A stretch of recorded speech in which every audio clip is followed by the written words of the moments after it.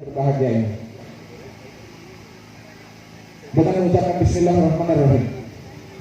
Acara peresmian makam Habib Buga hari Kamis tanggal 24 Januari 2019 dimulai.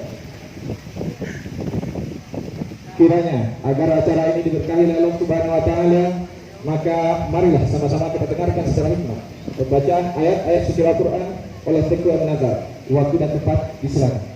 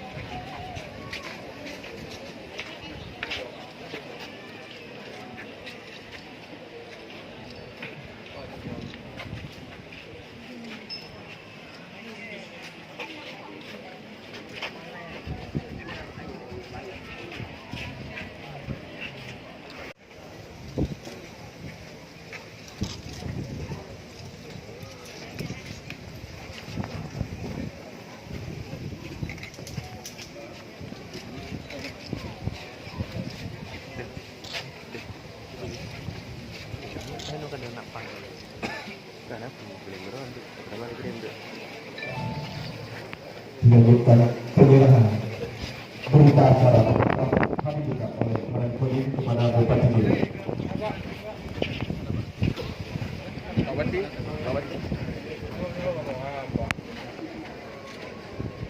Buka ya.